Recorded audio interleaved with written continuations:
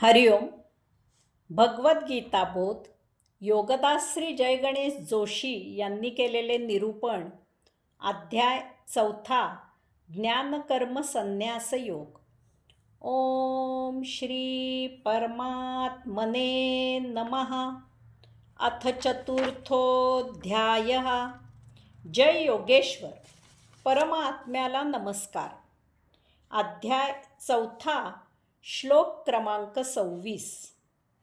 श्रोतादीनिंद्रियाण्यन्ये संयमाग्निषु जुहति शब्दादीन् विषयानन्य इंद्रियाग्निषु जुहति. काही योगी कान वगैरे सर्व इंद्रियांचे संयमरूपी अग्नीत हवन करतात, तर काही योगी शब्द वगैरे विषयांचे इंद्रियरूपी अग्नीत हवन करतात. काही योगी कान वगैरे सर्व इंद्रियांचे संयमरूपी अग्नीत हवन करतात. विवेकाने संयमाने आपली दशेंद्रिय आपल्या काबूत ठेवून काही योगी यज्ञ करतात. विवेक आणि संयमाने ते सतत विचार करून जागृतावस्थेत व्यवहार करतात. त्यामुळे त्यांचे लक्ष केवळ आपल्या विहित कर्मात असते. इकडे तिकडे दृष्टी जात नाही. विवेक आणि संयम सतत जागा असल्यामुळे ते एखादी गोष्ट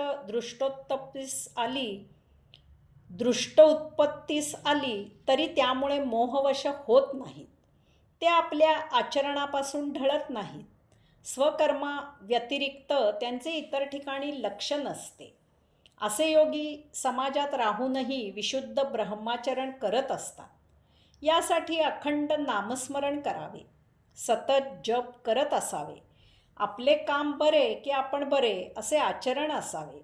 समोरील गोष्ट, वस्तू, व्यक्ती यामध्ये स्वतःला पाहावे. समोरील प्रत्येक ठिकाणी आपल्याला समजावे आणि मग त्याबद्दल विचार करावा आणि त्याप्रमाणे व्यवहार करावा. या योगे अलिप्ततेची सवय लागते. एकदा 2 गुंड एका महिलेच्या मागे लागले. ती आपल्या संरक्षणासाठी पळून गेली. ते 2 गुंड तिचा पाठलाग करत होते. पाठलाग करत असताना त्यांना वाटेत एका झाडाखाली बुद्ध बसलेले दिसले. त्यांनी बुद्धांना विचारले की येथून एखादी सुस्वरूप लावण्यवती युवती गेली का? त्यावर बुद्ध म्हणाले, काहीच माहीत नाही. स्त्री, पुरुष, बालक, वृद्ध, मानव, पशु असे अनेक जीव येथून ये जा करत आहेत. त्यात कोणी कुरूप, सुरूप, रोगी, निरोगी, सज्जन, दुर्जन असू शकतील. मला तर ते सर्व सारखेच आढळत आहेत. काही योगी शब्द वगैरे विषयांचे इंद्रियरूपी अग्नीत हवन करतात. याचा अर्थ काही जण विषयवस्तूंचा त्यांच्या व्यवहारासाठी त्यांच्या व्यवहारापुरताच वापर करतात, परंतु त्यात गुंतून राहत नाही. ते विषयवस्तू गरजेपुरतेच वापरतात, परंतु ते त्याला चिकटून राहत नाहीत. केवळ देहधर्म चालू राहावा एवढ्याच एकमेव शुद्ध हेतूने ते विषयवस्तू वापरतात आणि वापर झाला की त्यापासून अलिप्त राहतात. ते विषयवस्तूंच्या मोहात पडत नाहीत. त्रयस्थ वृत्तीने नाईलाज म्हणून केवळ जीवित राहण्यासाठी ते वस्तूचा उपयोग करतात. यासाठी काये, वाचे, मने मौनात असावे. कशावरही प्रतिक्रिया निर्माण होऊ देऊ नये. त्याला जोडूनच श्लोक क्रमांक 27. सर्वाणींद्रियाणि कर्माणि प्राणकर्माणि चापरे आत्मसंयमयोगाग्नौ जुहति ज्ञानदीपिते. काही योगी इंद्रिय क्रिया आणि प्राणक्रिया ज्ञान प्रकाशित आत्मसंयमाने योगाग्नीत अर्पण करतात. काही योगी इंद्रिय क्रियांचे हवन करतात. आपली इंद्रिय विशेष प्रकारची कार्य करत असतात.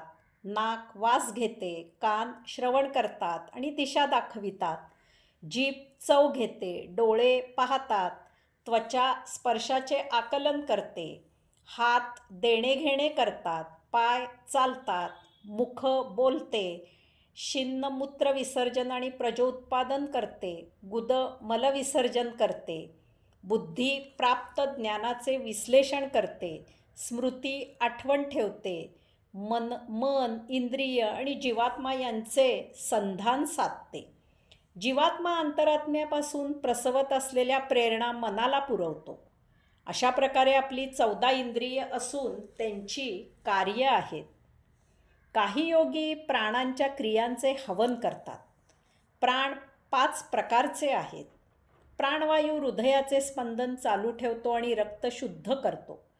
अपान जठरामध्ये अन्नाचे 2 भाग करतो आणि त्यातील उपयुक्त भागापासून सप्तरस निर्माण करतो आणि राहिलेला अनावश्यक चौथा मलमूत्राच्या रूपाने शरीराबाहेर घेऊन जातो. व्यान सप्तरस शरीराच्या आवश्यकतेनुसार सर्व भागात पसरवितो. समान कमी जास्त सप्तरस समप्रमाणात करून समतोल राखतो. उदान श्वसनावाटे आलेला तसेच ऊर्जेच्या क्रियेमुळे निर्माण झालेला तसेच सप्तरसांच्या ज्वलनामुळे निर्मित झालेला असा दूषित वायू शरीराच्या बाहेर घेऊन जातो.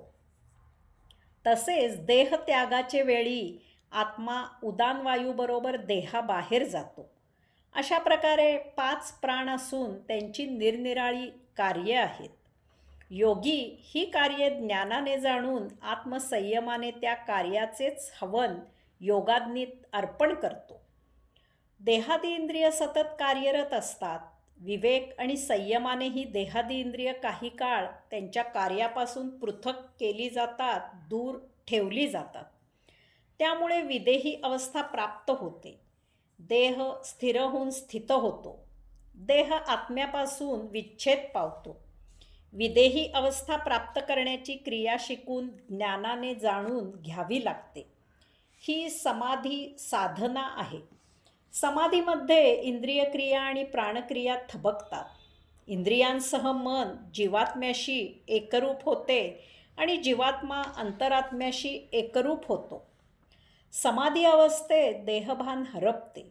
अंतरात्मा आणि परमात्मा यांचे मिलन होते. योग प्राप्त होतो. साक्षात्कार होतो.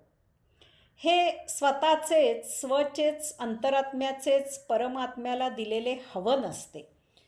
कारण सर्वसाधारणपणे लोक अनेक वस्तू परमात्म्याला समर्पण करतात. अशा भौतिक वस्तू परमात्म्याला अर्पण करणे हे हास्यास्पद असते. कारण ज्याच्या वस्तू त्यालाच अर्पण केल्यासारखा हा प्रकार असतो. विश्वासह विश्वातील यच्चयावत वस्तू आत्म्यापासून निर्माण होतात आणि त्याच वस्तू त्याच्याच मालकाला आपण अर्पण करत असतो. जणू काही या वस्तू आपल्याच आहेत अशा थाटात हा सोहळा मंत्र उच्चारात चालू असतो. एखाद्या दुकानात जावे, तेथील 4 वस्तू गोळा कराव्या आणि त्याच वस्तू दुकानदाराला मोबदला म्हणून देऊन 5वी वस्तू खरेदी करावी, असा काहीचा हा प्रकार असतो. आपण दुसऱ्याला जे आपले आहे तेच देऊ शकतो. परमात्म्याला आपण केवळ स्वलाच अर्पण करू शकतो. शेवटी यामधून आपल्याला साक्षात्कार होतो की तेही आपणच आहोत. हाच योग आहे. हरिओम.